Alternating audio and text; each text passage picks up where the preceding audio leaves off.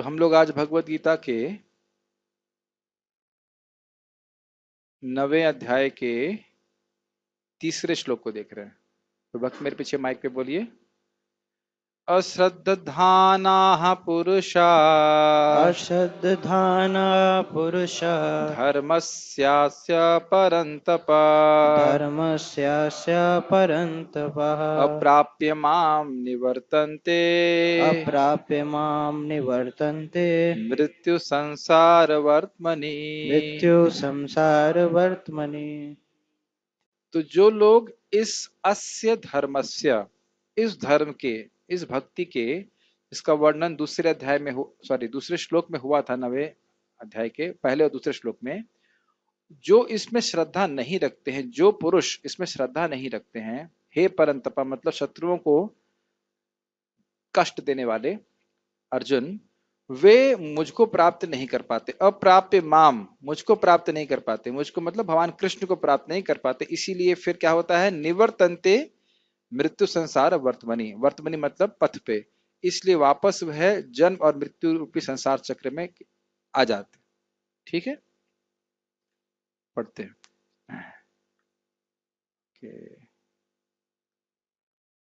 हे परंतप, जो लोग भक्ति में श्रद्धा नहीं रखते वे मुझे प्राप्त नहीं कर पाते, अतः वे इस भौतिक जगत में जन्म मृत्यु के मार्ग पर वापस आते रहते हैं। गीता भूषण टीका, टीका नहीं होना चाहिए, टीका होना चाहिए। परंतु यदि यह मार्ग अत्यंत सरल है तो कोई भी इस जगत में नहीं रहेगा। इस संबंध में आप समझ पा रहे हैं पिछले श्लोक की एंडिंग कैसे हुई थी। सुसुखुम कर्तुम अव्ययम, बड़ा आसानी से होता है, प्रसाद खाओ, कीर्तन करो और भगवान के बारे में सुनो, भक्ति में प्रगति कर लोगे। और अव्ययम मुक्ति के बाद भी चालू रहता है। तो प्रश्न उठेगा फिर सारे भक्ति लोग भक्ति क्यों नहीं करते। इस संबंध में एक कथा है। एक बार शिव जी से दुर्गा जी ने पूछा कि लोगों का पाप कैसे नष्ट होगा। तो कहते गंगा जी में स्नान करने से हो जाएगा। तो कहते अरे तब तो कोई फिर पापी रहेगा नहीं। कहते नहीं, ऐसा नहीं है, सुने कथा। तो नहीं, ऐसा नहीं है, क्योंकि लोगों की श्रद्धाएं नहीं है इस प्रकार से। मैं कहा अच्छा ऐसे कैसे हो सकता है, सब शास्त्र में वर्णित है। कहते नहीं। तो आप उन्हें परीक्षा लेने के लिए शिव जी बन गए एक मतलब चांडाल टाइप के व्यक्ति जो बीमार था। बीमार नहीं थे, गड्ढा, गंगा जी के पास में गड्ढा है, वहां गिरे हुए थे। और माता पार्वती जो है, मैं समझ नहीं रहा हूँ कि चांडाल थे कि नहीं, लेकिन गिरे हुए थे, मतलब जो भी कारण हो तो गिरे हुए थे। और वह उनकी पत्नी के रूप में सामने प्रस्तुत थे। तो जो कोई भी जा रहा था तो उनसे गुहार लगाती कि मेरे पत्नी को इस गड्ढे से बाहर निकाल दीजिए। तो हाँ हाँ अभी निकालते हैं। जो लोग भी गंगा जी के स्नान करने के लिए जा रहे थे तो उनसे प्रार्थना करी थी हमारे पति को बाहर निकाल दीजिए। तो कहते हाँ अभी निकाल देते हैं। लेकिन एक दिक्कत है। क्या दिक्कत है, आप अगर उनको बाहर निकालेंगे तो सारे पाप जो इनके हैं मेरे पति के वो आपके ऊपर आ जाएंगे। ठीक है ठीक है ठीक है ठीक है, अभी अभी अभी हम बाद में आते हैं, बाद में आते हैं। ऐसा करके बहुत सारे लोग निकल गए। एक गडरिया आया। गडरिया जानते हैं आप, जो हाँ भेड़ चराने वाला। तो उससे भी माता पार्वती ने गुहार करी। तो कहते हैं हाँ हाँ मैं निकाल दूंगा, कोई दिक्कत नहीं। और कहते हैं आपको अपने ये पता है ना कि इनके सारे पाप आपके ऊपर आ जाएंगे, तो क्या डरना है, गंगा जी है ना सामने, हम स्नान कर लेंगे, पाप सारे नष्ट हो जाएंगे। तब शिव जी बोले देखो समझ में आ रहा है, लोगों की श्रद्धा नहीं है इस भक्ति के प्रोसेस पे। आपको याद हो तो मैंने आप लोगों को जब इंग्लिश में प्रवचन कर रहे थे हम लोग नाम के ऊपर, तो वहां भी चक्रवर्ती पाद कहते हैं कि कुछ लोग नाम जब करते हैं लेकिन वो कहते हैं ये तो भौतिक शब्द है, इसकी महिमा तो पूरी ऐसे बोल दी गई, खाली अतिशयोक्ति है, लोगों को प्रेरणा देने के लिए बोला गया है। इस प्रकार से अगर कोई व्यक्ति अश्रद्धा रखता है तो उसे नाम प्रभाव नहीं देता है। आप समझ रहे हैं मेरी बात। उसी प्रकार से कोई कहे कि अरे भक्ति की महिमा है तो सब जबरदस्ती बढ़ा चढ़ा के बताई गई है, इसमें कोई दम नहीं है, इस प्रकार का कोई व्यक्ति अगर बातें बोलता है तो फिर वह उसको भक्ति प्राप्त नहीं होगी, भगवान प्राप्त नहीं होंगे। ऐसे लोगों से बिल्कुल नहीं सुनना चाहिए। जहर मतलब लिटरली जहर दे रहे हैं आपको, हमारी श्रद्धा में एकदम श्रद्धा काट देते हैं। तो इसलिए शास्त्रीय श्रद्धा होनी चाहिए। भक्त जानता है कि भले ही मुझको अनुभव प्राप्त नहीं हो रहा है लेकिन बातें सारी सच्चे हैं। तुलसी जी को जल देने मात्र से व्यक्ति जन्म मृत्यु के चक्र से छूट जाएगा। अभी देखने में बहुत सिंपल सी क्रिया लगती है लेकिन जितनी श्रद्धा से करते जाते हैं उसका अनुभव हमको होता जाता है। वस्तुतः भक्ति जो है वो श्रद्धा का विकास मात्र है। थोड़ी श्रद्धा है, अभी ये सब चर्चा आएगी। भाई जो शुरुआत में होते हैं वो कोमल श्रद्धा वाले होते हैं, जरा कुछ बोलेगा डिस्टर्ब हो जाएंगे। लेकिन अगर भक्त संग में रहते हैं, सुनते रहते हैं, तो फिर श्रद्धा पुख्ता हो जाती है। लेकिन जो लोग इसमें श्रद्धा रखते ही नहीं है, वह फिर बार बार उनको जन्म मृत्यु चक्र में आना पड़ेगा, कि श्रद्धा नहीं है तो भगवान का भजन ही नहीं करेंगे, ये बात। ठीक है। तो इसलिए भक्ति आसान है, इसका अर्थ यह नहीं है कि सभी लोग मुक्त हो जाएंगे। क्यों मुक्त नहीं होंगे? क्योंकि उनकी श्रद्धा ही नहीं है इसके ऊपर। और आप लोग को अनुभव होगा भी, जैसे हमारे भक्त बता रहे थे कि इनके व्हाट्सएप पे इन्होंने कृष्ण का फोटो रखा हुआ है, तो इनके गिरफ्तार ने बोला जब तक तुम अपने डीपी से कृष्ण का फोटो नहीं हटाओगे तुम मुझसे बात नहीं करना। तो इन्होंने क्या किया, मुझसे बात करना बंद कर दिया। ये बहुत अच्छा है, इतने विमुख हो अगर कृष्ण से, तो हमें नहीं बात करना आपसे। समझ में आ गया श्लोक का लिंक क्या है? लिंक ये है कि सब लोग, भले ही भक्ति का प्रोसेस बहुत आसान है, लेकिन सब लोग श्रद्धा नहीं रखेंगे। जब करेंगे नहीं, और जब करेंगे नहीं तो भगवान भक्ति नहीं करेंगे, तो फिर मुक्ति नहीं होंगे, सीधी बात है। भक्ति रूपी धर्म के इस पथ को जो लोग दृढ़ श्रद्धा के साथ स्वीकार नहीं करते हैं, यद्यपि इसके प्रभाव का वर्णन शास्त्र में सर्वविदित है, क्योंकि वह ऐसा सोचते हैं कि शास्त्र के वाक्य अतिशयोक्ति हैं, तो ऐसे व्यक्ति मुझे प्राप्त नहीं कर पाते हैं। ये समझ में आ गया? इसमें कुछ अतिशयोक्ति मतलब बहुत बढ़ा चढ़ा के बोला जा रहा है।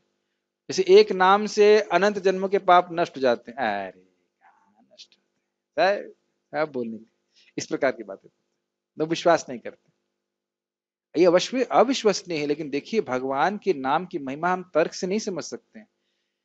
जो मुक्त पुरुष है वह समझते हैं इसको, रूप गोस्वामी जी समझते हैं, विष्णुदूत समझते हैं, हम जैसे बद्ध जीव नहीं समझ सकते। समझने की जरूरत है, सारा कुछ समझते हैं दुनिया में आप। आइसक्रीम कैसे बनती है समझ में आता है?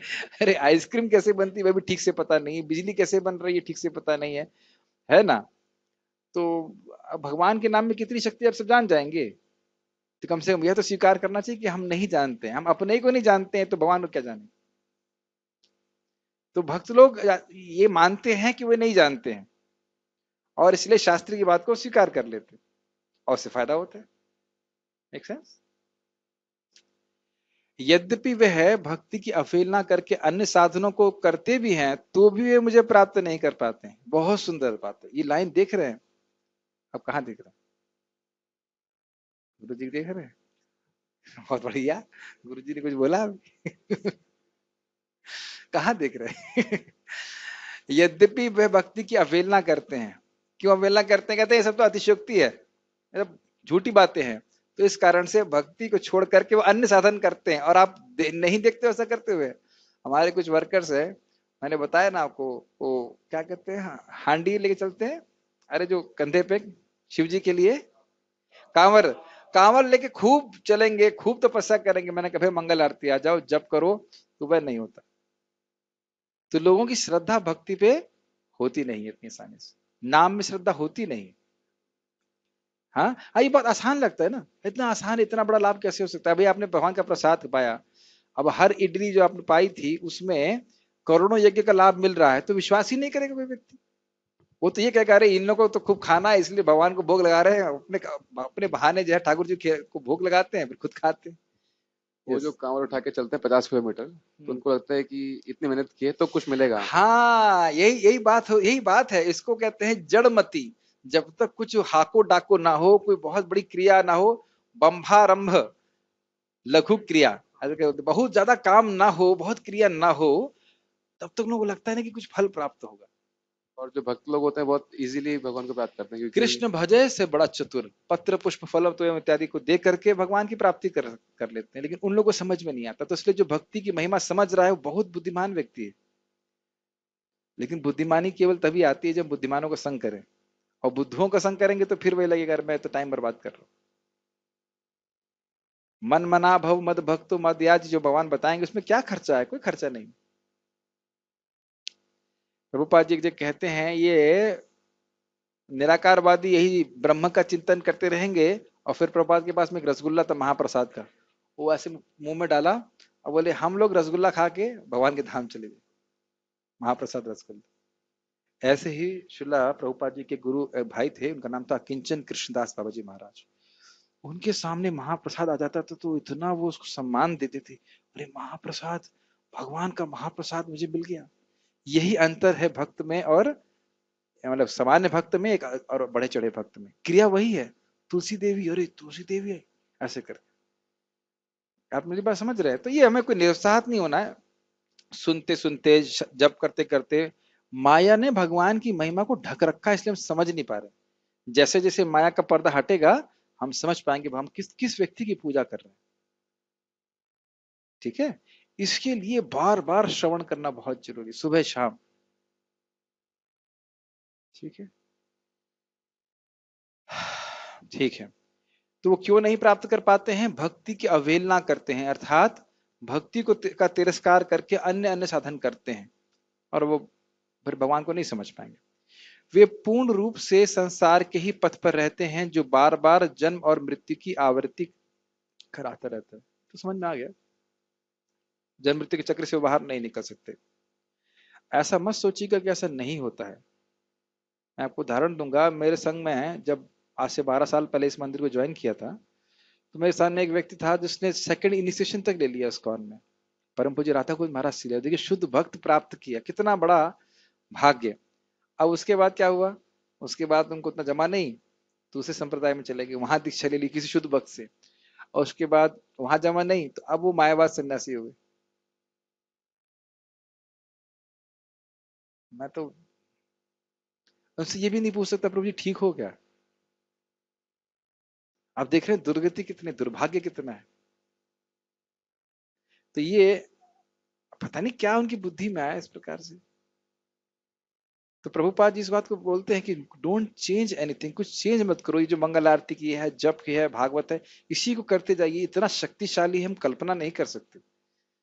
जैसे हम लोग चर्चा कर रहे थे, एक बार आपने शायद सुना होगा 1.1.2 में श्रीधर स्वामी क्या कहते हैं, अरे केवल भागवतम को सुनने की इच्छा मात्र से भगवान हृदय में आ जाते हैं। तो सारे लोग क्यों नहीं सुन रहे? सेम बात समझ रहे हैं, सेम पॉइंट बोल रहे हैं, सारे लोग क्यों नहीं सुन रहे भागवत? तो कह रहे हैं पुण्य बिना तू श्रवण इच्छा न उत्पद्यते इति अर्थ। कृति शब्द उसमें आया, कृति मतलब जिसने बहुत पुण्य किए हैं उसके हृदय में श्रीमद् भागवतम को सुनने की इच्छा है। जो इस बात को समझेगा वो उन भक्तों को सम्मान देगा जो भागवत बोलने में जेन्युइनली भागवत बोलते हैं, भागवत पढ़ते हैं, भागवत का आस्वादन करते हैं। जो नहीं सुनेगा उसे क्या है, कुछ नहीं है। ये बात। तो हम श्लोक में अभी तक क्या सीख रहे हैं? जो लोग भक्ति की अवहेलना करते हैं वे भगवान को प्राप्त नहीं कर सकते। अवहेलना मतलब हीन मानना। ठीक है, तात्पर्य पढ़िए हनुमान कृष्ण प्रभु। तात्पर्य, श्रद्धा विहीन के लिए भक्ति योग कर पाना कठिन है। एक छोटी सी सोचिए बात, आप लोग इस क्लास के बाद बड़ी आसानी से दरवाजे के बाहर जाते हैं, कोई दिक्कत नहीं। मैं बोल दूं बाहर एक सांप बैठा हुआ है, एकदम से मान लो मैं ऐसे बोलूं, कन्विंस कर दूं कि सांप बैठा हुआ है, तो कुछ भी नहीं हो तो भी आपको श्रद्धा आ गई कि सांप बैठा हुआ है, तो बाहर नहीं जाएंगे। यस। या मान लीजिए हमें ये डर लगे कि अरे हम आज जा तो रहे हैं लेकिन मेरा एक्सीडेंट हो गया, तो श्रद्धा है ना कि बहुत से लोग एक्सीडेंट होता है, श्रद्धा है कि हमारा एक्सीडेंट नहीं होगा। और श्रद्धा पे मैं कुछ बोलना चाहता हूं इससे पहले कि हम आगे जाएं। ये टॉपिक बहुत महत्वपूर्ण है और अभी तक मेरे मन में छपा हुआ है, इसको मैंने कई बार बोला है, बहुत पहले सुना था मैंने 2004 में। बहुत सुंदर विषय है। विषय यह है कि ऐसा नहीं है कि हम इस जगत पे श्रद्धा नहीं रख रहे हैं। पॉइंट तो पहले ही समझ लेना चाहिए। कभी कभी लोग सोचते हैं भक्ति भक्ति योगी श्रद्धालु हैं, बाकी सब जानते हैं सब कुछ। ऐसा नहीं है। अपनी इंद्रियों पे, आसपास के लोगों पे क्या हम श्रद्धा नहीं रख रहे? और श्रद्धा हम कब रखते हैं? जब हमारे पास और कोई विकल्प नहीं होता है। उदाहरण के लिए 40% दवाएं इस मार्केट में नकली होती हैं। अगर हम बीमार पड़ेंगे तो दवा नहीं लेंगे? लेंगे। हम ये भी सुनते हैं कि डॉक्टर लोगों के पेट में कभी कभी क्या चीज छोड़ देते हैं। कभी कभी वो ऑपरेशन करते हुए उनका लीवर लीवर तो नहीं, जो भी कुछ जो अंग निकाला जा सके और फिर भी आदमी चल जाए, वही निकाल कर बेच देते हैं। सुना है कि नहीं? कभी कभी हम ये भी जानते हैं कि डॉक्टर हमको जबरदस्ती अधिक दवा देता है, आपको पता है? उससे आपका नुकसान होगा लेकिन उसका कमीशन बनेगा, इसलिए वो प्रिस्क्राइब करता है। ऐसा सुनते हैं कि नहीं सुनते? पुलिस वाले कितनी बार गलत काम करते हैं, कितनी जगह इस प्रकार से गलती होती है, फिर भी हम श्रद्धा रखते हैं। क्यों? क्योंकि और कोई विकल्प नहीं है। क्या करेंगे, जिएंगे कैसे? उदाहरण के लिए एक और, जब वर्ल्ड ट्रेड सेंटर की बॉम्बिंग हुई तो लोगों ने कुछ समय के लिए हवाई जहाज चलना बंद कर दिया, कुछ समय के लिए। उसके बाद क्या करेंगे? चलेंगे। आप मोटरसाइकिल से जा रहे हो, देखोगे बगल में कोई व्यक्ति मरा पड़ा है एक्सीडेंट में, आप क्या करते हैं? उस दिन से संकल्प लेते हैं कि बाइक कभी नहीं चलाएंगे। नहीं, श्रद्धा के बिना कैसे चलेंगे? तो अब भक्ति में जब आए हैं, स्वाभाविक रूप से हम भगवान को ऐसे नहीं जानते, तो हम शास्त्र पे श्रद्धा रखते हैं। क्यों? ये इतनी बात समझ में आती है कि हम अपने को नहीं जानते, हमें नहीं ये, और ये दिख रहा है कि इस जगत में दुख है, ये भी थोड़ा थोड़ा समझ में आता है कि हम शरीर नहीं आत्मा है, ये तो समझ में आता है कि नहीं? थ्योरी से दिखता है ना कि हम शरीर नहीं, शरीर परिवर्तित हो रहा है और मैं परिवर्तित नहीं हो रहा हूं।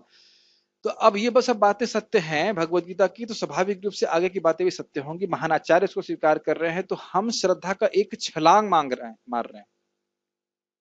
हम भगवत गीता का सुन करके श्रद्धा की छलांग लगा करके स्वीकार करते हैं कि सारी बातें सत्य हैं, है वो सत्य, लेकिन हमारे लेवल से हमको छलांग मारनी पड़ती है कि नहीं?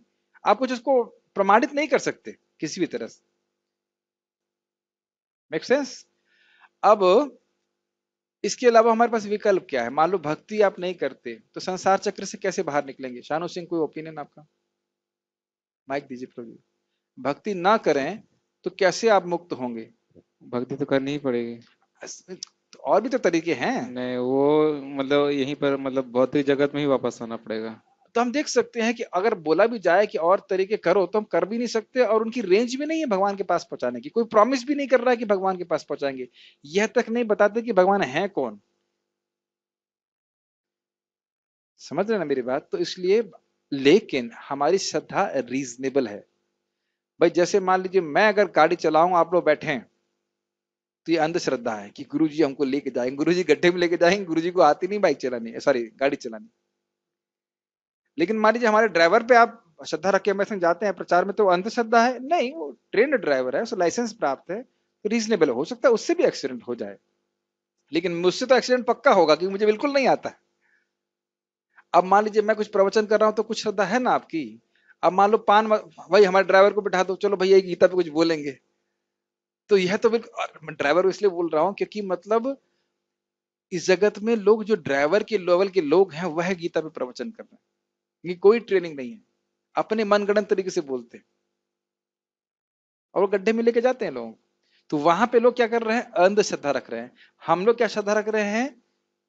रीजनेबल श्रद्धा या शास्त्रीय श्रद्धा। और इसको प्रमाणित करने के लिए, जैसे मान लीजिए मैं कुछ बोल रहा हूं, कहीं आपको संदेह है तो आप पूछ सकते हैं, और अन्य भक्त भी हैं जिनके द्वारा आप कंफर्म कर सकते हो कि प्रभु जी ने ऐसा कहा, शास्त्र में कहा लिखा है, क्या मेरी समझावट ठीक है? आई थिंक समझ पा रहे हैं? आप उस श्रद्धा को रिकन्फर्म कर सकते हैं, रीअफर्म कर सकते हैं। जो अभी प्रभु जी प्रवचन कर रहे थे, तो बता रहे थे वो जो ध्रुव महाराज बोल रहे हैं, यही प्रहलाद महाराज बोल रहे हैं, क्योंकि वही सत्य है।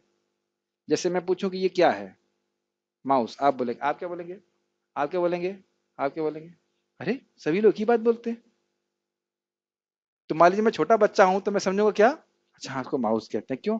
प्रभु जी ने भी बोला है, ये भी प्रभु जी बोल रहे हैं, वो प्रभु जी बोल रहे हैं, ये प्रभु जी बोल रहे हैं। उसी प्रकार से एक ही बात आप सभी भक्तों के मुख से सुनेंगे। सृष्टिकर्ता कौन है?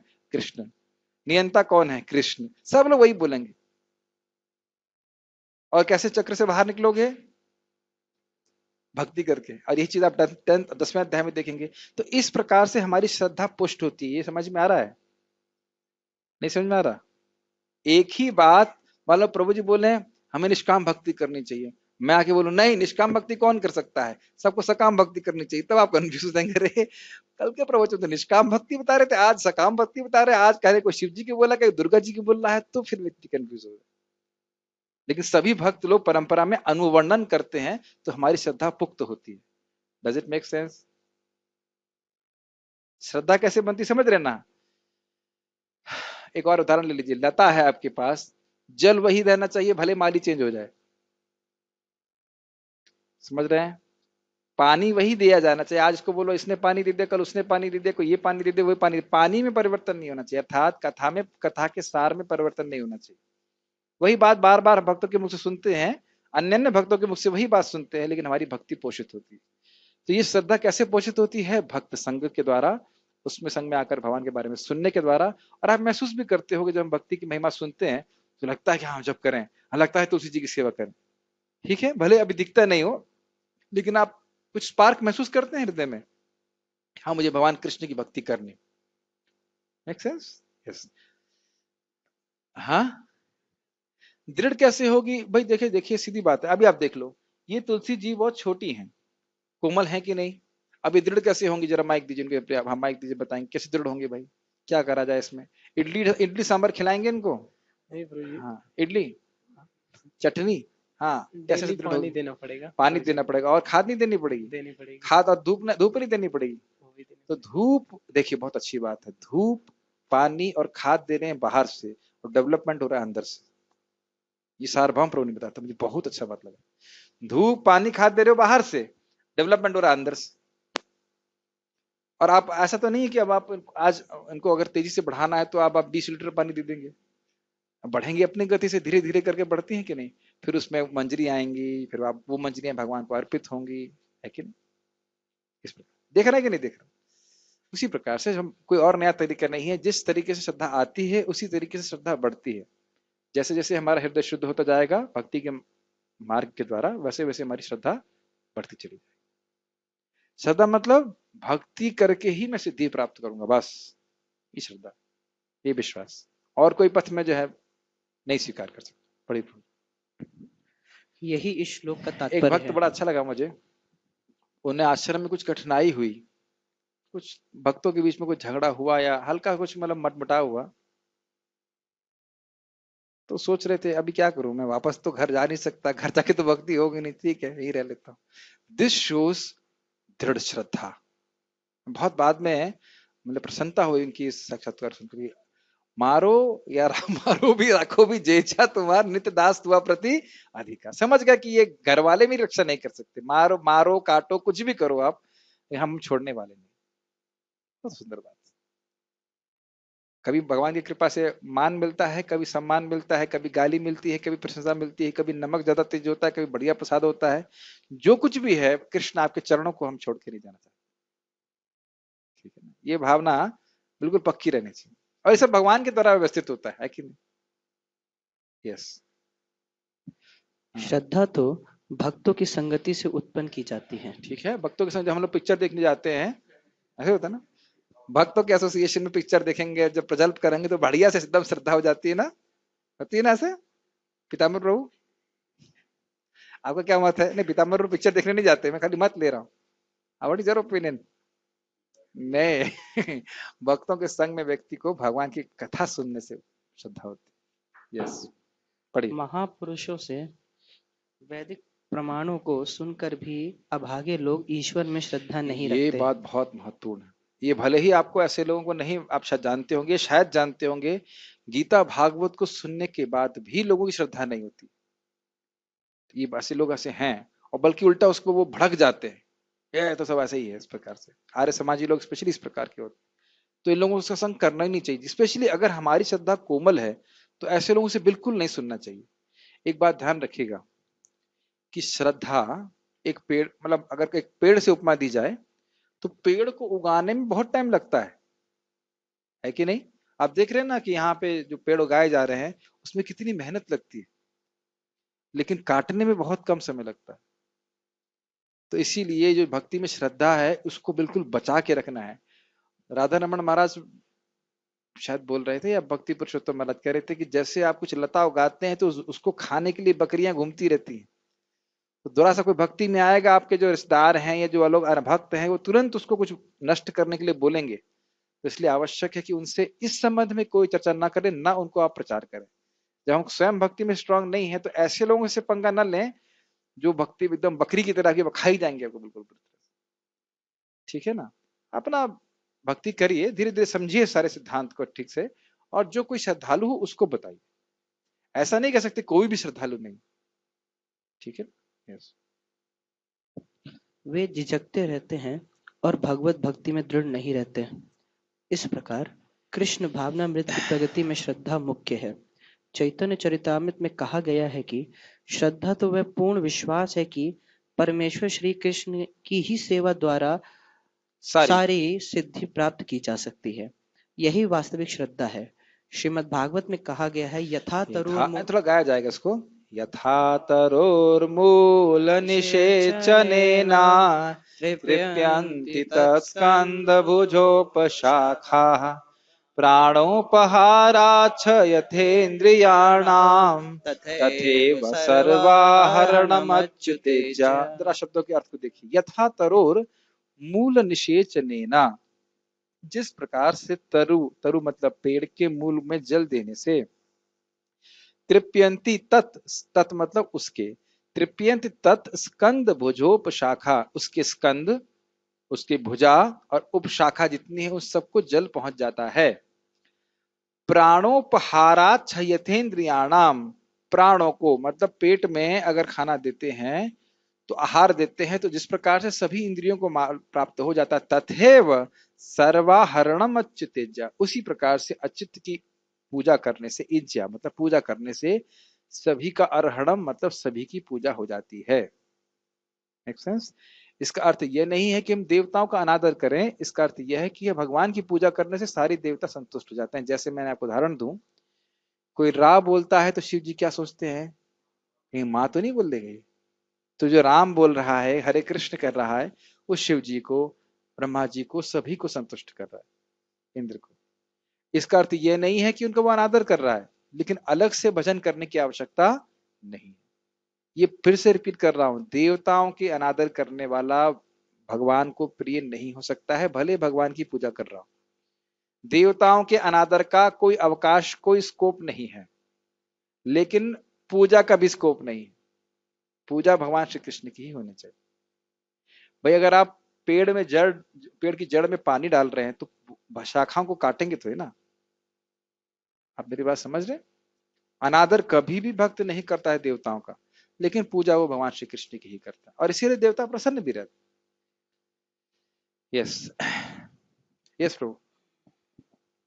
तो जैसे कि आपने कहा कि जो भगवान की सेवा करता है तो देवताओं की भी वो संतुष्ट करता है, तो इस उदाहरण को, इस बात को हम एक्स्ट्रापोलेट कर सकते हैं भक्तों के समाज में। अगर हम चाहते हैं कि हम सभी भक्तों का सेवा करें या फिर कभी कभी गुरुजनों का सेवा करें, बट ऐसा संभव नहीं हो पाता है, तो मुख्यतः अगर हम एक जगह पे रहकर भगवान की सेवा करें तो हम उनको भी संतुष्ट करेंगे।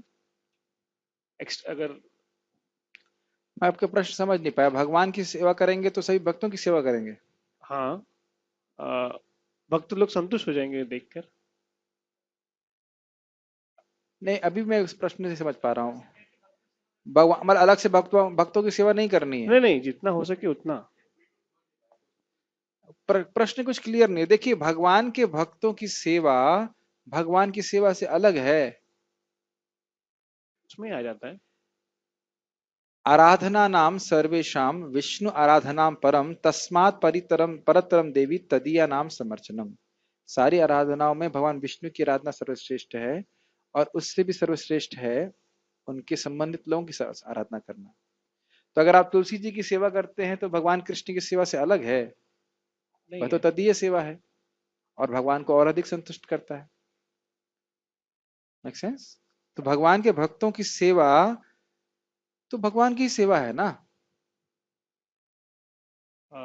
और अपितु भगवान की सेवा कर रहा है और भक्तों की सेवा नहीं कर रहा है तो भगवान को संतुष्ट नहीं करता है। ये तो भगवान बोलते ही हैं। Think it's quite clear. समय अनुसार जब भगवान के विग्रह की सेवा कर रहा है तो भगवान के विग्रह की सेवा कर रहा है, जब भक्तों की सेवा कर रहा है तो भक्तों की सेवा कर रहा है। अच्छा, सेवा का अर्थ क्या होता है? अर्थ नहीं, उद्देश्य क्या होता है? सामने वाले व्यक्ति को प्रसन्न करना। प्रसन्न करना। अब मान लीजिए किसी ने, मान के लीजिए पुजारी लोग बहुत सुंदर से भगवान की सेवा करते हैं, आप खुश होते हैं कि नहीं देख करके? खुश होते प्रभु। और जो भी भक्त आते हैं वो खुश होते हैं कि नहीं होते? होते हैं। तो फिर अलग कहाँ रहा? कोई मान लीजिए कीर्तन गा रहा है, मंगल आरती गा रहा है, बड़े सुंदर से मृदंग बज रहा है, मंगल आरती में सब गा रहे हैं, तो भगवान की तो सेवा हो ही रही है, अन्य भक्त खुश नहीं होते? खुश होते हैं। तो भगवान की सेवा और भक्तों की सेवा में कोई भेद तो मैं देख नहीं रहा। प्रभु जी, एक कॉन्टेक्स्ट लेते हैं। अभी लॉकडाउन चल गया, 3 महीने से हम ये समझिए कि 2-3 महीने से हम मंदिर से अलग है। मंदिर के कुछ भक्त ने हमें शिक्षा दी है, उनकी सेवा हमें छूट गई, हाँ लेकिन ठीक है, तो पॉइंट यह है कि जो भक्त उपस्थित हो उनकी सेवा करें।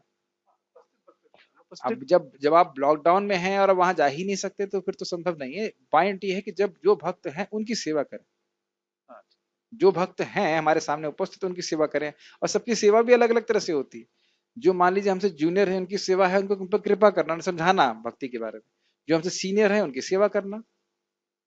एक्चुअली सेवा जो है वो सीनियर्स की होती है, दया जूनियर्स के ऊपर होती है। बट वस्तुतः हम क्योंकि मूलतः हम लोग सेवक हैं, तो उस दृष्टि से हम सभी की सेवा ही करना। अगर आप किसी को भक्ति के बारे में बता रहे हो जो आपसे कम जानता है, तो आप उसकी सेवा ही कर रहे हैं। Does it make sense?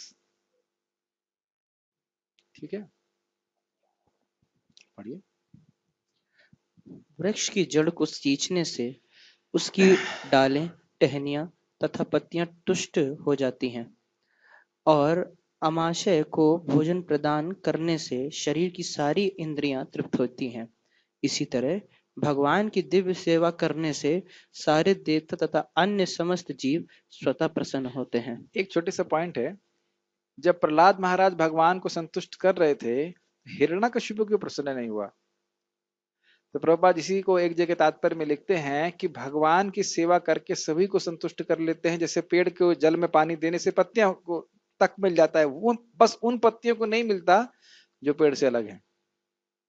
मतलब जो कोई जीव भगवान की सेवा में नियोजित नहीं है, वह संतुष्ट नहीं होते। ये भगवान से द्वेषी है, वह भक्त से संतुष्ट नहीं होगा। जैसे हिरण्यकशिपु संतुष्ट नहीं था प्रहलाद महाराज। यस। अतः गीता पढ़ने के बाद मनुष्य को चाहिए कि वह गीता के इस निष्कर्ष को प्राप्त हो कि वह सब पढ़ाई वढ़ाई छोड़ करके इस्कॉन ज्वाइन कर ले। ये प्रभुपाद लिखना भूल गए, मैं बता दे रहा हूँ। नहीं नहीं नहीं, ऐसा नहीं, ठीक है। हाँ। मनुष्य को अन्य सारे कार्य छोड़कर भगवान कृष्ण की सेवा करनी चाहिए। मैं तो यही बोल रहा था ना, यही बोल रहा था ना, और क्या, यही बोल रहा था। थोड़ा तरीका थोड़ा क्लियर था। हाँ। निष्कर्ष वही था। हम तो पूर्ववर्ती आचार्यों की बात का अनुवर्णन ही करते। देखिए, लोग ये सब बातें सुनने में लोगों को बड़ी रिवोल्टिंग, इंग्लिश में कहेंगे रिवोल्टिंग, रिवोल्टिंग को क्या बोलेंगे हिंदी में, झटका देने वाली लगती हैं। और झटका लगता है, अरे अरे अरे, पूरा जगत छोड़ करके, संसार छोड़ करके मैं इस्कॉन ज्वाइन कर लूं, अरे क्या होगा, कहीं इस्कॉन वाले मुझे पीस दिए तो क्या होगा, मेरा सम्मान नहीं हुआ तो क्या हुआ।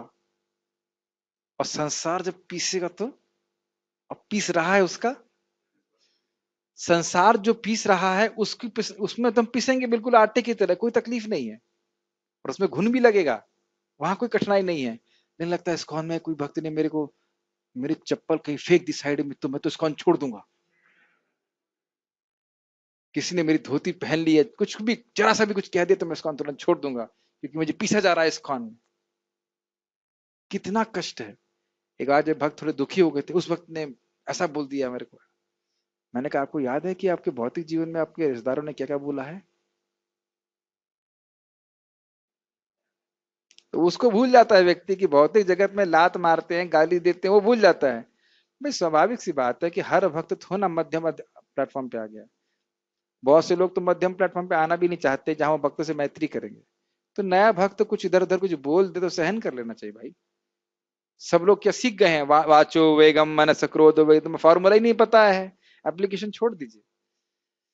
मैं खाली ये बोल रहा हूं कि अगर हम समझ जाएं कि किस प्रकार से जगत में पीसा जा रहा है लोगों को, तब वाकई, सही बता रहा हूँ, वाकई सारे कार्य छोड़कर केवल भगवान का भजन ही करने के लिए इच्छुक होंगे। अब अगर भक्ति में आने से पहले शादी हो गई होती तो एक अलग बात, हाँ तब तो फिर अलग बात है। लेकिन अगर भक्ति में आने से पहले शादी नहीं हुई है तो जरा विचार करना चाहिए। नहीं करने, माइक बताइए क्या करना चाहिए? नहीं करनी नहीं चाहिए। करनी चाहिए, क्योंकि और पीछे जाएंगे भयंकर। क्या इस प्रकार का अवकाश है रोज गीता भागवत पढ़ने का? नहीं होता है। यस। यदि वह इस जीवन दर्शन से विश्वस्त हो जाता है तो यही श्रद्धा है। इस श्रद्धा का विकास कृष्ण भावनामृत की विधि है। ये बहुत एक लिंक है श्रद्धा का। देखिए, यादृशी यादृशी श्रद्धा सिद्धिर भवति तादृशी। श्लोक याद हो रहा है? यादृशी यादृशी, बोलिए, श्रद्धा सिद्धिर भवति तादृशी। अब फिर से जोड़ दिया जाए, अब कोई व्यक्ति माइक पे बोले मेरे पीछे। यादृशी यादृशी श्रद्धा यादृशी यादृशी श्रद्धा सिद्धिर भवति सिद्धिर्भवति तादृशी। तादृशी। पूरा एक साथ जोड़ देते हैं। यादृशी यादृशी श्रद्धा सिद्धिर भवति तादृशी, यादृशी यादृशी श्रद्धा सिद्धिर भवति तादृशी। इजी है। जैसे जैसे जिसकी श्रद्धा होती है उसी के अनुसार उसको सिद्धि प्राप्त होती है।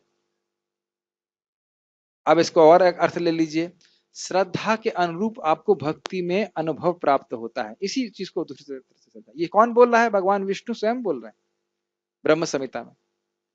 तो जैसे जैसे श्रद्धा आपकी बढ़ती जाएगी भगवान के नाम में, भागवत में, वैसे वैसे आपको अलग अलग अनुभव प्राप्त होंगे। श्रद्धा और प्रेम में क्या अंतर है Pitambar Prabhu? What is difference between faith and love of God? तो जी श्रद्धा पहला स्तर है, प्रेम आखिरी स्तर है, नवा स्तर, मेन स्टेज। ये तो है, अंतर बताइए, अंतर बताइए अनुपम कृष्ण प्रभु। गाढ़ता का अंतर है, प्रगाढ़ता का अंतर है। अभी वापस माइक दीजिए Karnamrit Prabhu. Karnamrit Prabhu, what is difference between milk and rabri? You understand milk and rabdi? What is the difference between milk and rabdi? Milk is like liquid. हाँ, little like a liquid, like petrol? True. Like petrol? Water. Okay, waterish, yes. And rabdi? Rabdi, when you condense milk, हाँ, समझ में आया। मैं हिंदी में अनुवाद कर देता हूँ भाई। प्रभु जी, मुझे पता नहीं था, प्रभु जी ने बताया भी कि दूध जो है उसको जब गाढ़ा कर देते हैं, नीचे जब आप बर्फ रखते हैं तो दूध गाढ़ा हो जाता है। नहीं, आग रखते हैं। अच्छा, तो आग नीचे से जब रखी जाती है तो दूध उबलता है, उसका पानी सूखता है और अपने आप वह गाढ़ा होता जाता है। हाँ, अब हमेशा गलत नहीं बोलूंगा, ठीक है। तो अब इससे क्या बोल रहे हैं? जब हम भक्ति रूपी तपस्या करते हैं तो हृदय के अनर्थ नाश होता है और अपने आप आपकी श्रद्धा जो मूलता है, भगवत प्रेम है, वही प्रगाढ़ होता चला जाता है। एक बात ध्यान रखिए, हर किसी के पास 100% फेथ है। Everybody has 100% faith. It is invested in different banks. सभी के पास पूर्ण 100% श्रद्धा है, लेकिन उसको अलग अलग बैंकों में डाल रखा है और केवल एक ही बैंक है जो रिटर्न देता है, बाकी जगह सब फूस हो जाता है ना। कौन सा बैंक है? कृष्ण बैंक। अगर कृष्ण में अपनी श्रद्धा को रखेंगे तो यही वापस आने वाली है, यही फल प्राप्त देने वाले वाला है। बाकी जिसमें श्रद्धा रखेंगे वो धोखा दे ही देगा। क्योंकि क्या था वो, काल के प्रभाव में, प्रहलाद महाराज बोल रहे हैं, सब लोग काल के प्रभाव में अप्रिय संयोग और प्रिय वियोग में फंसे, उसी संघर्ष में लगे, क्या आश्रय हमको कोई दे सकेगा? तो कृष्ण में श्रद्धा को देना है। आप मेरी बात समझ रहे हैं? श्रद्धा सब जगह दे रखी है, लेकिन उसे खींच के केवल कृष्ण में देना। खींच के मतलब कंसंट्रेट करना, ठीक है। तो ये विधि कैसे है? भक्ति करने से आती है। यस, जैसे जैसे हमारा हृदय शुद्ध होगा भक्ति के द्वारा, श्रद्धा भगवान में बढ़ती जाती है। यस, कृष्ण भावना भावित। कुछ कह रहे थे? यदि वह इस जीवन दर्शन से विश्वस्त हो जाता है तो यही श्रद्धा। जीवन दर्शन मतलब Krishna consciousness is the way of life. मेरा जीवन जो है वो कृष्ण की सेवा करना है, यही जीवन। ऐसे जीवन जीना, और कोई भगवान से विमुख होकर जीवन जीना, ये बिल्कुल नहीं। कृष्ण भक्ति कर रहा हूं, उससे मुझे सारी सफलता प्राप्त हो जाएगी। ठीक, ये बहुत सुंदर तात्पर्य है प्रभुपाद जी का, बहुत हमारे लिए बहुत महत्वपूर्ण है। यस, कृष्ण भावना भावित भक्तियों की 3 कोटियां हैं। तीसरी कोटि में वे लोग आते हैं जो श्रद्धा विहीन हैं। यदि ऐसे लोग ऊपर ऊपर भक्ति में लगे रहें तो भी उन्हें सिद्ध अवस्था प्राप्त नहीं हो पाती। हाँ, ये बात बहुत गंभीर है। देखिए, जो हम भक्ति में श्रद्धा है की बात कर रहे हैं, वो श्रद्धा है शास्त्रीय श्रद्धा। कौन सी श्रद्धा? शास्त्रीय श्रद्धा, यानी कि वह श्रद्धा हमको जो शास्त्र से प्राप्त होती है। तो यदि शास्त्र नहीं सुनते हैं तो धीरे धीरे उस श्रद्धा का लोप होने लगता है और फिर भक्ति में हमारा उत्साह कम होने लगता है। क्या आप ऐसा अनुभव करते हो? जब शास्त्र वगैरह नहीं सुनते तो लगता है यार टाइम बर्बाद कर रहे हैं, क्या जप कर रहे हैं, हरे कृष्ण हरे कृष्ण। और थोड़ी देर बाद फिर हम जो है भक्ति को छोड़ करके कुछ और कार्य करने लग जाते। समझ रहे? तो इसीलिए बार बार भक्त संग में आकर के शास्त्रीय श्रद्धा को बढ़ाना चाहिए, तब हमारा विश्वास भक्ति में बना रहेगा। यस, संभावना यही है कि वे लोग कुछ काल के बाद नीचे गिर जाएं। प्रभुपाद जी इस बात को कहते थे कि अगर हमारे तात्पर्य में लिखा है कि कृष्ण भावना के सदस्य अगर ग्रंथों को नहीं पढ़ेंगे तो वो निश्चित परफेक्ट हो जाएंगे, ऐसे बोलते हैं। नहीं, ग्रंथ वंथ पढ़ने की कोई जरूरत नहीं, प्रभुपाद ये बोल रहे हैं। प्रभुपाद जी तात्पर्य में ये बोल रहे हैं ग्रंथ पढ़ने की कोई जरूरत नहीं, ऐसा बोल रहे हैं, ग्रंथ में बोल रहे हैं। नहीं, प्रभुपाद ये कह रहे हैं कि जो अगर कृष्ण भावना के सदस्य पुस्तकें नियमित रूप से नहीं पढ़ते हैं, पुस्तकें अर्थात मनोहर कहानियां नहीं, सामान्य ज्ञान दर्शन नहीं, भगवत गीता भागवत को नहीं पढ़ते सुनते हैं, तो खाएंगे पिएंगे सोएंगे और गिरेंगे। गिरेंगे समझ रहे हैं, यू विल फॉल डाउन, जरूर गिरेंगे 100%। प्रभुपाद जी बहुत अच्छी बात बोले, तुमको पता नहीं है कि कितनी तपस्या करनी है शुद्ध भक्ति प्राप्त करने के लिए। तपस्या से हम घबरा नहीं रहे हैं, लेकिन कन्विंस रहेंगे भक्ति करने के लिए पूरा जीवन, अगर प्रभुपाद जी के वचनों को सुनेंगे। ठीक, जैसे मैं आज हमारे प्रेसिडेंट को बोल रहा था, प्रसन्न प्रभु को, कि प्रभु जी जब मैं चैतन्य चरितामृत पढ़ता हूँ तो मेरी आंखों में आंसू आ जाता है, फूट फूट के रोते हैं कि कब मुझे ऐसा भक्तों से प्रेम का आदान प्रदान मैं कर सकूंगा। कितना प्रेम का आदान प्रदान भगवान से भक्त लोग कर रहे हैं। कभी कभी गुस्सा भी हो रहे हैं। जगदानंद पंडित को बोलते हैं, जगदानंद पंडित जी पूरा इतना सुंदर है। जगदानंद पंडित जो है वो महाप्रभु के पार्षद में पुरी में रह रहे होते हैं, तो महाप्रभु पुरी में है और पुरी से वो बंगाल जाते हैं, तो सची माता के पास जाते हैं, महाप्रभु की लीला सुनाते रहते हैं, माता जी उनको जाने ही नहीं देती है। फिर उसके बाद वो अद्वैत आचार्य जी के चले जाते हैं, उनके घर में वो लीला सुनाते हैं महाप्रभु की, वो उनको जाने नहीं दे रहे हैं। फिर वो किसी और के वसुदेव दत्त के चले जाते हैं, वो नहीं जाने दे रहे हैं। और हम लोग कभी क्या पूछते हैं, आप लोग कब कितने दिन के लिए आए हैं यहाँ पे? अरे भगवान ही तो बोतर भी दे रहे हैं। प्राय होता है प्राय होता है ना कि आप कितने, अच्छा प्रभु जी आप आए तो हैं, कितने दिन के लिए आए हैं, मतलब कब जाएंगे आप? तो प्रेम कहाँ रहा? तो मैं खाली बोल रहा हूँ कि चैतन्य चरितामृत जब पढ़ेगा व्यक्ति तो उसे समझ में आएगा कि भगवान क्या लेवल है शुद्ध भक्ति का। जान जैसे प्राण हो को हम जाने नहीं देते, उस प्रकार से भक्तों को जाने नहीं देना, इतना प्रेम है भक्तों का आपस में।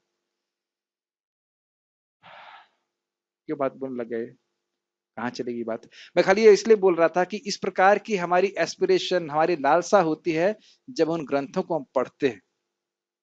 कब बनूंगा मैं इस प्रकार का भक्त? Make sense to you? पूरी रात पूरा दिन हरिदास ठाकुर जी जप कर रहे हैं, क्योंकि Guinness book of world record में उनको नाम छापना था। तभी लालसा रहती है कब हम इस प्रकार के नाम के सुख को अनुभव कर पाएंगे।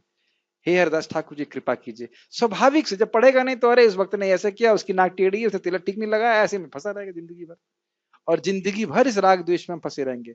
अविद्या अस्मिता राग द्वेष अभिनिवेश, प्रभु जी ने सिखाया था ना। अविद्या अपने स्वरूप को भूले हुए हैं, अविद्या अस्मिता, अस्मिता क्या था? हाँ, दूसरे में अपने भाव को लगाया हुआ हम शरीर हैं, फिर राग द्वेष और अभिनिवेश, इसी में पूरा जीवन कटा रहेगा। मैं खाली यही बोल रहा हूँ कि श्रद्धा कैसे विकसित होती है, भक्तों के संग में बार बार शास्त्रों को सुनना और खुद भी पढ़ना, तो उसके द्वारा श्रद्धा फिर बढ़ती है और फिर हम फिक्स रहते हैं। यस, वे भले ही भक्ति में लगे रहें, किंतु पूर्ण विश्वास तथा श्रद्धा के अभाव में कृष्ण भावनामृत में उनका लगा रह पाना कठिन है। अच्छा एक और इंटरेस्टिंग है, आप देखोगे जब शुरुआत में हम सुनते हैं फिलॉसफी तो हम पूरा विश्वास नहीं करते कि सच है। मान लो बोलेंगे भाई जगत दुख का घर है, दुख का घर तो नहीं लगता, आइसक्रीम तो अच्छी लगती है हमको, खाने के लिए बढ़िया मिलता है, वो बोला जा रहा है सच, लेकिन हम ढके रहते से समझ में नहीं आता। जब आप भक्ति करने लगते हो तब थोड़ा अपना सरक हो जाएंगे, हाँ हाँ यार सही बोल रहे हैं, ऐसा तो गलत नहीं है। अब ये बताओ, अप्रिय संयोग और प्रिय वियोग ये दिख रहा है कि नहीं जिंदगी में, ये बताइए आप। बिल्कुल दिखता है एकदम। और कदाचित वही वस्तु जो आपको सुबह अच्छी लगेगी, जो प्रिय संयोग होगा, वो शाम को अप्रिय संयोग हो जाएगा। ऐसा हो जाता है। जो आज व्यक्ति आपको बड़ा प्रेम कर रहा है, वो कालांतर में, काल के प्रभाव में वो दुश्मनी बन जाता है। तो ये अब इसको, इसका फायदा क्या है फिलॉसफी का? आप उन परिस्थितियों में उस व्यक्ति को दुश्मन दोस्त मानने के बजाय ये देखिए कि काल और कर्म के प्रभाव से सब कुछ हो रहा है।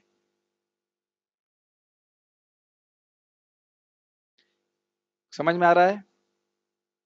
Make sense to you? होता है कि नहीं होता है? एक समय आप बड़ी मीटिंग में बड़े अच्छे बैठे होते हैं, सब लोग बोलते हैं हाँ आप नेक्स्ट हेड ऑफ डिपार्टमेंट बन जाइए, बड़े अच्छे हैं। उसके कुछ दिन बाद देखिए झगड़ा होता है, उन्हीं लोगों से झगड़ा होता है। क्यों? अनुपम कृष्ण मानते नहीं मानते आप? प्रभु जी को साक्षात्कार है, है कि नहीं? प्रभु जी बैठे हुए थे उस मीटिंग में, बड़ा आराम से बात हो रही थी, और फिर और इसमें कोई दोष कोई नहीं है, प्लीज, कोई व्यक्ति कंट्रोल में नहीं है।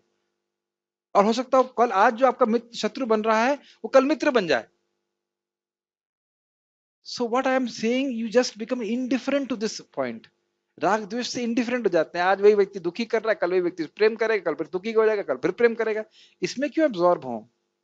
ये मटेरियल चीज चलती रहेंगी। मैं ये बोल रहा हूं कि ये सारी बातें सत्य हैं। जब हमारा हृदय शुद्ध नहीं होता है तो हम इस प्रकार से श्रद्धा रख नहीं पाते, हमें समझ नहीं आता ये बात। Does it make sense? किस प्रकार से श्रद्धा होती है? जो बात बोली जा रही है, हम भक्ति करते हैं तो हमको वो दिखने लगती, तब हमारा श्रद्धा स्ट्रांग हो जाती है। हाँ ना, शास्त्र बिल्कुल सही बोल रहा है। Make sense to you? Okay, yes Prabhu. आप घबराइए मत, आज हम खाली एक ही श्लोक लेंगे। ये बस श्रद्धा वाली बात लेकिन समझ में आनी चाहिए। हाँ प्रभु जी, वो काल और कर्म आपने जो कहा ना, तो काल समझ में आता है कि कुछ तो समझ में आता है, लेकिन कर्म किसका, मेरा कि दूसरा? हाँ, वाले मेरा का? ही कर्म, मेरा ही कर्म काल के रूप में, काल के प्रभाव में मुझे दिया जा रहा है, केवल डिलीवर किया जा रहा है, होम डिलीवरी। जैसे कि आप बोला कर्म मेरा कर्म मुझे मेरा कर्म, और काल मतलब सब पे लागू? भगवान, हाँ, काल जो है सब पे लागू होता है? काल सब पे लागू होता है। अच्छा, कर्म मतलब इंडिविजुअल। काल के प्रभाव में हम अपने कर्म का भुगतान प्राप्त कर रहे हैं। कर्म फल, हाँ, मतलब कर्म फल। अपने मैं एक से बता रहा हूँ, हम एक जगह जाते थे प्रवचन करने, प्रभु जी ऐसे थे, प्रभु जी हम तो आपके दास हैं, अपना झूठन दे दीजिए, ये दे दीजिए, वो दे दीजिए, एकदम बड़ा प्रेम से खिलाते थे। और उनको एक व्यक्ति ने भड़का दिया तो वो प्रवचन ही नहीं आते, नहीं है ऐसा। अरे भाई, भड़का दिया, बातचीत करो, सॉर्ट कर दो। फिर लगता है भाई ये सब काल की परिस्थिति में ऐसे होता है। We have not against that person. भगवान की क्या इच्छा है, पता नहीं क्या कराना चाहते। ये होगा जीवन में, हुआ है ये बताइए मुझे, पता नहीं हुआ है। कितने लोग जीवन में अनुभव किए इसको? 1 2 3, अरे सब लोग आत्म साक्षात्कारी हैं। तो आप देख पा रहे हैं, शास्त्र बोलता है, सच बात है। तो इससे शास्त्र की बात में श्रद्धा आती, ये बात है। यस, पढ़िए। अपने प्रचार कार्यों के दौरान हमें इसका प्रत्यक्ष अनुभव है कि कुछ लोग आते हैं और किन्हीं गुप्त उद्देश्यों से कृष्ण भावनामृत को ग्रहण करते हैं, किंतु जैसे ही उनकी आर्थिक दशा कुछ सुधर जाती है कि वे इस विधि को त्याग कर पुनः पुराने ढरे पर लग जाते हैं।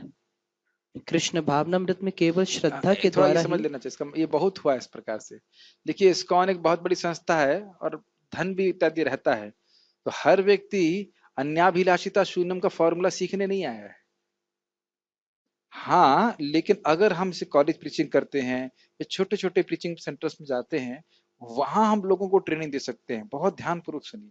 अगर आप किसी छोटे से घर में कहीं प्रीचिंग कर रहे हैं, तो वहां जो व्यक्ति आएगा उसको कुछ धन नहीं प्राप्त होने वाला, उससे आपको उसके धन की अभी आवश्यकता नहीं है।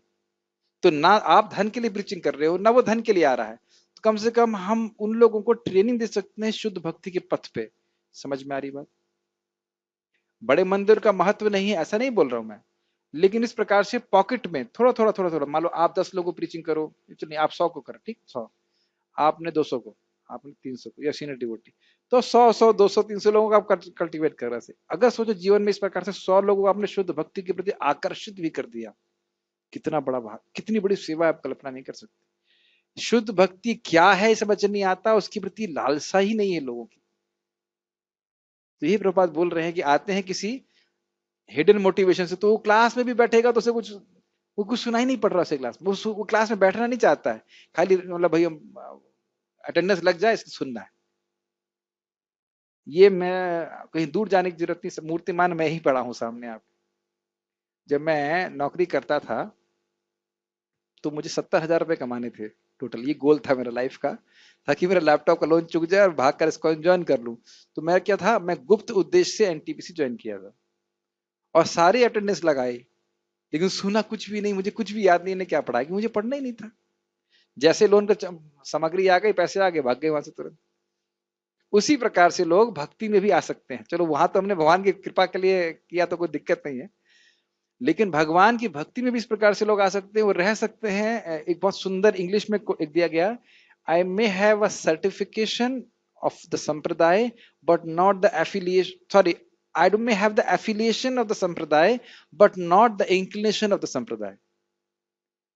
ठप्पा तो लग गया कि तथाकथित गुरु के ये चेले हैं, शिष्य तो बन गए हैं लेकिन शिष्यत्व नहीं आया है। गुरु जिस प्रकार से चाहते हैं जीवन हम यापन करें वह नहीं हो पाता। तो इसलिए सिंसियर भक्तों की, साधुओं की शरण में लें जहां इतना भक्ति हो रही हो कि हम लोग परिवर्तित हो ही जाए, ये कहने की बात है। ठीक है, भौतिक इच्छा हो ये कोई बात प्रॉब्लम नहीं है, लेकिन भौतिक इच्छा को शुद्ध करने की इच्छा होनी चाहिए। भाई हमको उसे हटाना है। उसे बनाए रखेंगे तो कभी फिलॉसफी समझ में नहीं आएगी, समझना चाहते ही नहीं है। यस, कृष्ण भावनामृत में केवल श्रद्धा के द्वारा ही प्रगति की जा सकती है। जहाँ तक श्रद्धा की बात है, जो व्यक्ति भक्ति साहित्य में निपुण है और जिसने दृढ़ श्रद्धा की अवस्था प्राप्त कर ली है, वह कृष्ण भावनामृत का प्रथम कोटि का व्यक्ति कहलाता है। तो देखिए यहाँ पे अब शास्त्र को पढ़ना कितना जरूरी है। शास्त्र को समझे और भक्ति के द्वारा अपना हृदय शुद्ध कर रहा है तो उसको शास्त्र की बातों में श्रद्धा भी है। एक विनोद, छोटी सी विनोद की बात है, बहुत 2008 की बात होगी। परम पूज्य राधा गोविंद महाराज जी प्रवचन किए, प्रवचन के बाद वो जाने लगे। मैंने कहा महाराज जी एक प्रश्न है। महाराज जी एक प्रश्न है। क्या प्रश्न है आपका? महाराज हम ये कैसे समझे कि एक नाम से अनंत कोटि जन्मों के पाप नष्ट हो जाते हैं?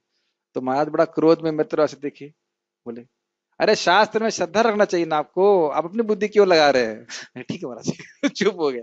तो सहज रूप से आस्तिक के मतलब हृदय शुद्ध है तो सहज रूप से शास्त्र में श्रद्धा होती है। तो ध्यान दीजिए कि दो बातें हैं, ऐसा नहीं है कि केवल शास्त्र पढ़ना जानता हो, शास्त्र पढ़ रहा है और उसके अनुसार जीवन जी रहा है तो उसकी शास्त्र में स्वाभाविक रूप से, नैसर्गिक रूप से श्रद्धा बहुत तीव्र है, तगड़ी श्रद्धा है, हिला नहीं सकते उसे कोई। तो इस प्रकार से वह उच्च कोटि का उत्तम अधिकारी भक्त कहा। ठीक, यस। दूसरी कोटि में वे व्यक्ति आते हैं जिन्हें भक्ति शास्त्रों का ज्ञान नहीं है, किंतु स्वतः ही उनकी दृढ़ श्रद्धा है कि कृष्ण भक्ति सर्वश्रेष्ठ मार्ग है, अतः वे इसे ग्रहण करते हैं। हाँ, इसका अर्थ क्या है? भाई वह शास्त्र बहुत ना जानते हों लेकिन भक्तों से सुना है और भक्ति में बहुत दृढ़ श्रद्धा है। अब कोई अगर मान लीजिए विरुद्ध मत प्रस्तुत करता है तो उसको हरा नहीं सकते, लेकिन हारते भी नहीं है, उनको हिला नहीं सकता भक्ति में। ये दूसरी लेवल के लोग हो गए। यस, तृतीय कोटि के व्यक्ति को यह श्रद्धा तो रहती है कि कृष्ण की भक्ति उत्तम होती है, किंतु भागवत तथा गीता जैसे शास्त्रों में उसे कृष्ण का पर्याप्त ज्ञान प्राप्त नहीं हो पाता। कभी कभी तृतीय कोटि के व्यक्तियों की प्रवृत्ति कर्म योग तथा ज्ञान योग की ओर रहती है और कभी कभी वे विचलित मतलब होते वह रहते सोचते हैं कि अरे भाई मैं भक्ति तो कर रहा हूँ लेकिन शायद और कुछ साधन, और कुछ चीज के लिए मुझे कर्म की आवश्यकता है और मुझे ज्ञान की आवश्यकता है। पूरी तरह से श्रद्धा जो है भक्ति पे नहीं है। श्रद्धा का डेफिनेशन क्या थी? कृष्ण भक्ति कैले सर्व कर्म कृत हुए। तो उसमें श्रद्धा नहीं है तो वो अन्य चीजों का भी सहारा ले रहा है, एस्ट्रोलॉजी का सहारा ले रहा है, साइकोलॉजी का सहारा ले रहा है। ये सब चीजों का सहारा लेने का मतलब है कि व्यक्ति की श्रद्धा भगवान की भक्ति पे है नहीं। यस, ज्ञान योग, हाँ मतलब ब्रह्म का अनुसंधान कर रहा है, वैराग्य का अभ्यास कर रहा है, उससे कुछ होना नहीं, भक्ति में श्रद्धा होनी चाहिए। यस, किंतु जो ही उनसे ज्ञान तथा कर्म योग का संदूषण निकल जाता है, वे कृष्ण भावना भावित की द्वितीय कोटि या प्रथम कोटि में प्रविष्ट होते हैं। हाँ, और इसके लिए आप जान रहे हैं, देख रहे हैं कि श्रद्धा जो है शास्त्रीय होना बहुत जरूरी है, शास्त्र का श्रवण परम आवश्यक है। ठीक, कृष्ण के प्रति श्रद्धा भी 3 अवस्थाओं में विभाजित है और श्रीमद् भागवत में इसका वर्णन है। भागवत के 11वें स्कंद में प्रथम, द्वितीय तथा तृतीय कोटि की आस्तिकता का भी वर्णन हुआ है। जो लोग कृष्ण के विषय में तथा भक्ति की श्रेष्ठता को सुनकर भी श्रद्धा नहीं रखते और यह सोचते हैं कि यह मात्र प्रशंसा है, उन्हें यह मार्ग अत्यधिक कठिन जान पड़ता है। भले ही वे ऊपर से भक्ति में रत क्यों ना हो, उन्हें सिद्धि प्राप्त होने में बहुत कम आशा है। इस प्रकार भक्ति करने के लिए श्रद्धा परम आवश्यक है। तो एक बार हम रिवाइज कर लें। जो प्रश्न ये था कि अरे भाई भक्ति इतनी सुखमय है, आसान है, तो सब लोग भक्ति करके मुक्त हो जाएंगे? कहते ना ऐसा नहीं है, क्योंकि ये लोग श्रद्धा से विहीन है। फिर हमने ये भी सुना कि श्रद्धा का अर्थ क्या है? कृष्ण की भक्ति करके ही मुझे सारी सिद्धि प्राप्त हो जाएगी, ये श्रद्धा है, और कोई कर्म में उसकी रुचि नहीं है। अन्य लोगों की श्रद्धा क्यों नहीं होती? वो सोचते हैं अरे भक्ति तो हीन है और कोई साधन करेंगे, इस प्रकार से। और 3 विभाग क्या देखी है हमने? First second third. तो जो कनिष्ठ है वो उसको शास्त्र ज्ञान नहीं है और श्रद्धा भी बहुत कोमल है। जरा कुछ बोलेगा कोई व्यक्ति तो बस भग जाएगा, कई बार छोड़ देगा भक्ति। दूसरा लेवल क्या है, जो शास्त्र को ठीक से ना जाने लेकिन उसकी श्रद्धा बहुत स्ट्रांग है। और तीसरा लेवल है शास्त्र की युक्ति बढ़िया से जानता है और भगवान में बहुत दृढ़ श्रद्धा है। तो हम लोग को कौन से लेवल पे रहना है, फर्स्ट लेवल पे, कनिष्ठ में रहना ना हमको, कनिष्ठ में नहीं रहना। कनिष्ठ तो बढ़िया है ना, शास्त्र पढ़ने की जरूरत नहीं, ना सुनने की जरूरत है, बढ़िया। प्रभुपाद एक जगह बोलते हैं, कनिष्ठ वो व्यक्ति है जो जानबूझकर शास्त्र नहीं सुनना चाहता। जानबूझ के शास्त्र नहीं सुनना चाहता ताकि जान सके, वो जानना नहीं चाहता है कि भक्ति का असली स्टैंडर्ड क्या है, वो नहीं जानना चाहता। अरे सब नाम ही सब कुछ है बस। हाँ नाम सब कुछ है, ये कैसे मालूम चला, ये रियलाइजेशन है आपका? तो पूछो ये कैसे मालूम चला कि नाम ही सर्वश्रेष्ठ साधन है, शास्त्र सुन करके। और शास्त्र में और सब बातें नहीं बताते किस प्रकार से नाम के अपराधों से बचो और भक्तों का संग कैसे करो, कैसे भक्तों से बर्ताव करो। और ऐसे लोग प्राय भक्तों की निंदा करते हुए देखे जाते। मैं देखिए एक ब्लैंकेट स्टेटमेंट नहीं दे रहा हूँ, क्योंकि ऐसे कुछ भक्त हो सकते हैं जो केवल नामाश्रय लिए हों, वह तो बहुत अच्छे हैं। लेकिन कुछ ऐसे भी लोग हैं जो शास्त्र ना सुनने का बहाना करते हैं और नाम जप करने के साथ साथ भक्तों की निंदा बहुत करते हैं और भक्ति में प्रगति करते हुए नहीं देखे जाते। So it has to be a balanced programme. जी गोस्वामी जी की कमेंट्री मुझे बहुत अच्छी लगती। वो कहते हैं कि अगर कोई चीज महत्वपूर्ण है, इसका अर्थ ये नहीं कि अन्य चीज महत्वपूर्ण नहीं है। भगवान का नाम सबसे महत्वपूर्ण है, इसका अर्थ ये नहीं है कि भागवत सुनना महत्वपूर्ण नहीं है, या भगवान को प्रणाम करना महत्वपूर्ण नहीं। जैसे कि प्रहलाद महाराज बोलते हैं ना, भगवान आपको बिना प्रणाम किए 6 बातें बताते हैं। कौन है जिसको परमहंस अवस्था प्राप्त होगी? पढ़े आप उसको, प्रहलाद महाराज की स्थिति में आएगा। तो आप कहें हाँ हम भागवत पढ़ेंगे लेकिन भगवान को प्रणाम नहीं करेंगे, तो ये कोई लॉजिक थोड़ी ना है। भागवत पढ़ेंगे, हम भगवान को प्रणाम करेंगे, भगवान का प्रसाद खाएंगे, नाम जप करेंगे, भगवान के वैष्णव की सेवा करेंगे, एक बैलेंस प्रोग्राम। हाँ हो सकता है आपकी भागवत में अधिक रुचि, तो भागवत पढ़िए, कोई दिक्कत नहीं है, तो गुरु जी का आश्रय नहीं लेंगे। Does it make sense? तो एक फैनेटिज्म नहीं होना चाहिए। किस प्रकार से भगवान हमको प्राप्त होंगे, ये सब एक पूरे एक बैलेंस डाइट है, बैलेंस प्रोग्राम, इसके द्वारा हमारी श्रद्धा बढ़ती है। ठीक है, और कोई प्रश्न है किसी का? Okay, so we shall stop here. Shrimad Bhagavad Gita की जय, श्रील प्रभुपाद की जय।